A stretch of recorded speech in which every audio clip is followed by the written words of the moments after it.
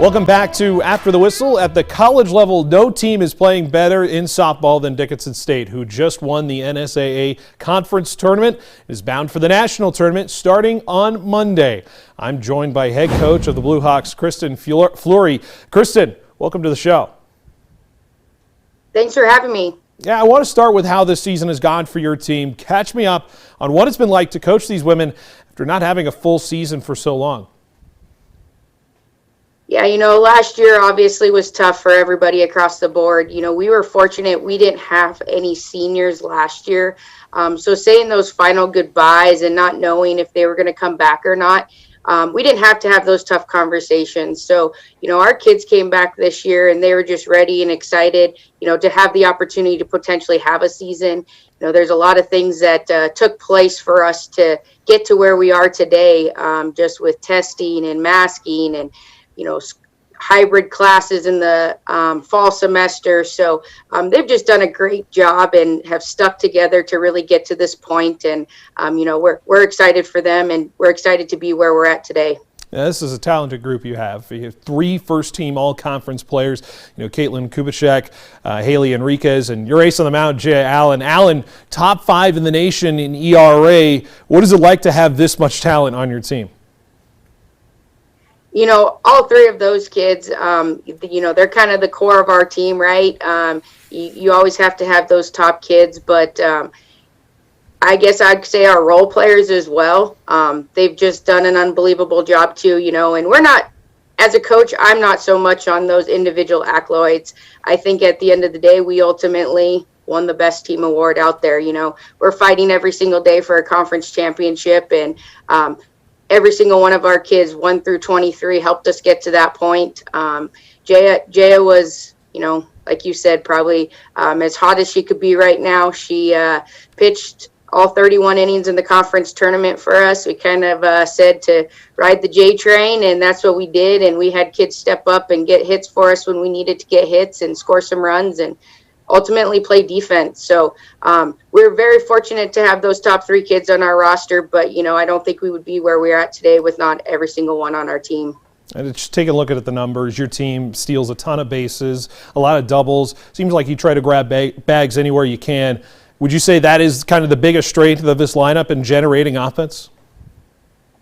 That's kind of our MO. I told the kids this year, we made a bet with our head wrestling coach who he did some of our off-season training, and we made a bet that our goal was going to be at least 75 stolen bases on the season. And if you look at our numbers, we're at 75. So we hope to get some more this weekend and surpass that. But, and one of our top kids who's probably would have been in the 20-30 mark on stolen bases, unfortunately had a season-ending injury right before we started our conference season. Trinity Anderson, our leadoff batter, center fielder, she had 14 stolen bases before we even started our conference season. So, yes, that's definitely what we do. We try to just put the ball in play.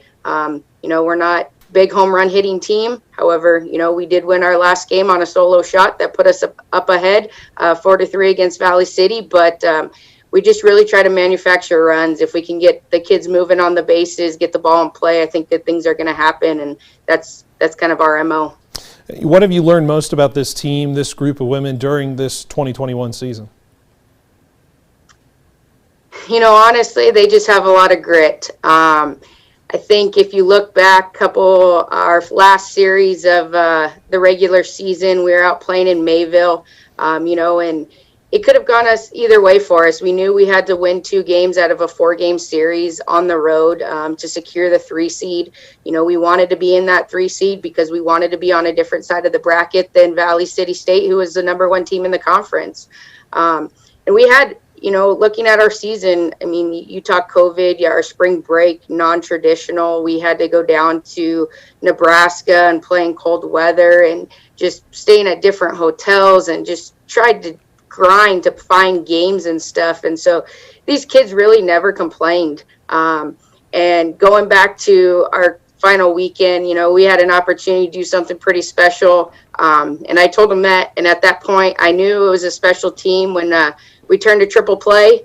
And just to see the excitement on their face and, they were like, we did this, and to have that opportunity and be part of just something like that. There's a lot of athletes in the game of baseball and softball. Double plays come by, a dime a dozen, right? You're going to see double plays all the time, but to see a triple play, it was something cool for them. And I think, that kind of was like our aha moment as a program. But every single kid was so excited about it, from our infield to our outfield, everybody was involved in that play. And I think that kind of just showed like how we are as a team. Everybody's just truly engaged and involved, and it doesn't matter if you're on the bench or if you're in the starting 10. So they're a fun group. And like I said, I'm so excited for them. And we're blessed to be where we're at today. We're excited to see how this tournament plays out. You go to Oklahoma City for the first round of the tournament, opening with top seed Oklahoma. Obviously, you're preparing for that team and for the other teams you potentially face in that opening round there. I'm imagining Jay Allen will be on the mound in Game 1. I would assume so. I think you're right there. Well, good luck on the tournament. We hope it's a long one, and thank you for being on the show.